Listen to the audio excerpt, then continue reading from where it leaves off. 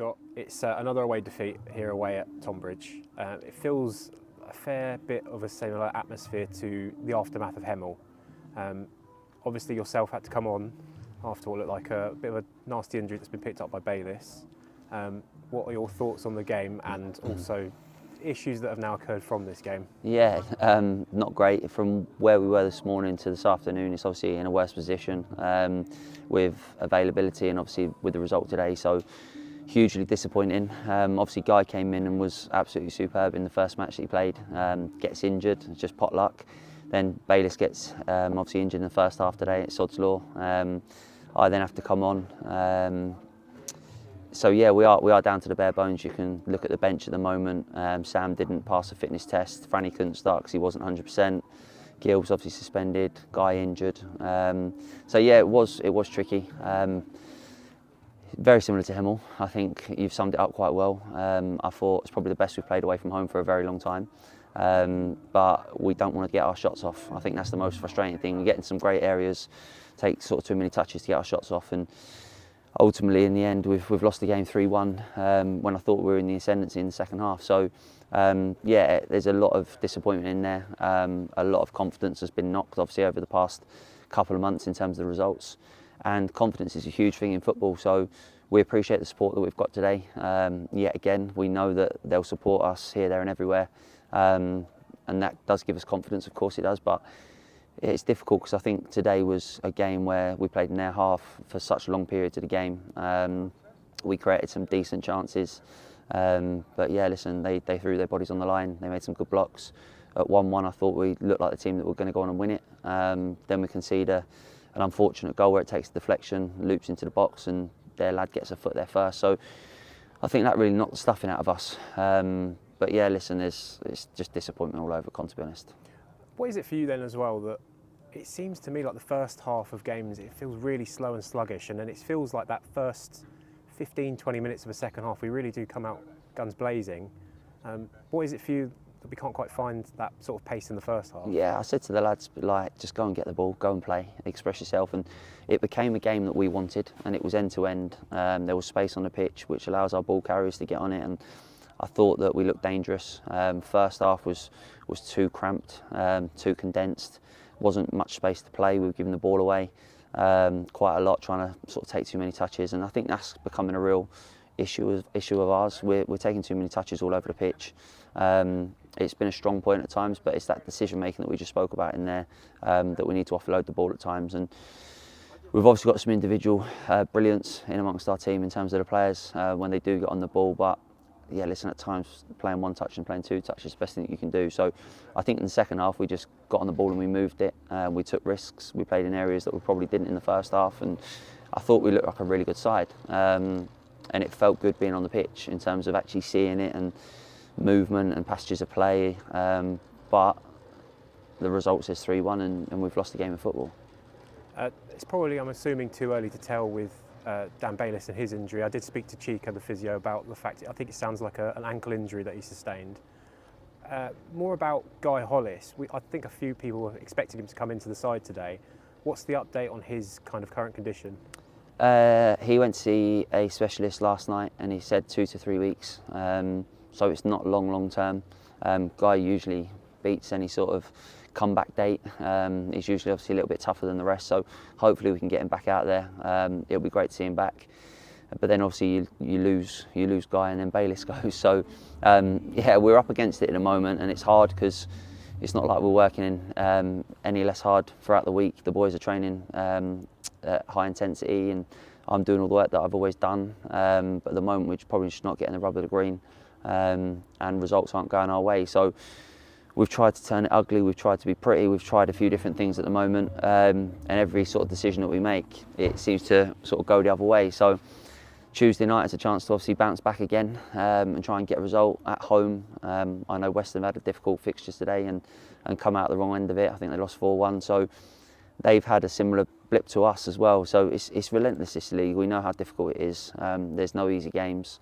I think you only have to look at Chippenham as well. I think they've beaten Bournemouth 4-1 today. No one probably would have predicted that one. So it is a crazy league, and we just need to get that win under our belt, and hopefully that will spur us on to get a few more. But Yeah, the lads are really dejected in there at the moment, as am I. But I'll have to pick them up by Tuesday and try and get them going again.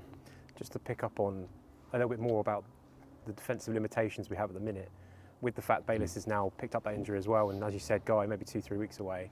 Is that something you may now be forced to sort of look at and potentially look for someone else? Yeah, we've tried a lot, but everyone's just so expensive. I'm not willing to pay over the odds for someone that isn't at the football club already. There's lads that have played 100, 150 games for this club and done excellently well, but the lads that want to come to the club or are interested in coming want extortionate amounts of money, and I'm just not willing to do that, and I don't think it's right. We need to find the right types of people. Some of the sort of wages that some of the lads have been on over the past couple of years, I think people will be surprised about. So obviously not going to delve into it, but value for money, we've got some unbelievable players in there and unbelievable talent. So yeah, everyone that we have gone for or spoke to, they'd rather go to step 3 and get paid more money. So it is tough. We could bring a young kid in that's a left back on loan, but yeah, again, is it the right thing to do when we're going for a run like we are? Josh Chapman does absolutely fine there. Jammers does absolutely fine there, but with Bayliss getting injured today, my plan to sort of take a backward step and watch maybe Jammers, Josh, Guy, Bayliss play. Obviously it hasn't worked out where I've had to come on at half time. So I don't know, Con, it's obviously a bit of food for thought, a bit of thinking time on the way home. A couple of hours in the car to sort of digest and dissect things with Yella. And we'll have to talk about what we've got available for Tuesday now. Gilbs will be back, which will be a huge addition, a huge plus to us. I think we've missed him and his energy. But yeah, listen, at the same time, there could be 1 or 2 outgoings, players that we've had a bit of interest in this week. So yeah, we've spoken to some clubs that have rang our phone about a couple of our players, and it's really hard to sort of keep the big dogs away. So we'll see what happens in the next 48 hours, but there could be some news about one of our players for sure. Just to touch on probably one of the small positives of today, Francis getting back on the score sheet again. Excellent finish from him after fainting past those few defenders on the right side. What makes him so effective when he seems to come off the bench rather than as opposed to starting games? I'm always a massive fan of Franny. I think he knows that, hence why he wanted to come back to the football club. I think his individual brilliance is at times something to admire, and I think you see that for the goal that he scored. My bugbear is that he's given the ball away for the second goal when we're in their box and they've countered and scored. I'm not going to hammer him for that because Franny's Franny and he can do the extraordinary. But at times it's just we need to get rid of the ball quicker. But his goal was superb. He's got undeniable talent, and I think he feels that maybe he's at home at Slough. We let players go and play with freedom and express themselves, but maybe we need to rein it in a bit because it is a little bit gung-ho at times. You can see that with the third goal. I think it was maybe 2v1 or 3v1 on the halfway line with myself. And listen, the game's done. It's one of those ones. But yeah, we did go gung-ho trying to chase it, thinking that we might be able to get an equaliser. Ultimately, we didn't, and it's cost us again. So yeah, like hugely disappointing. Like I said at the beginning of the interview, credit to Tonbridge. I think they've obviously had a lot of injuries today as well, and they found a way to stay in the game and win it. But I thought we were excellent. I really did. I thought we moved the ball really well.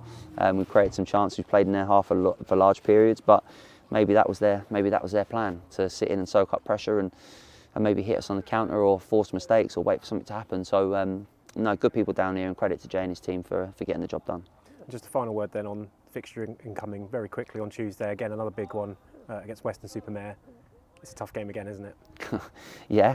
Yeah, Weston are a fantastic side. Top manager again, who's got his team going really well. I think they've won 1 in 10 as well. I saw something the other day. So they were flying at the beginning of the season, but that just shows this league, it can bite you in the arse. It really can. And we're going through a very similar run of fixtures, as are Farnborough as well.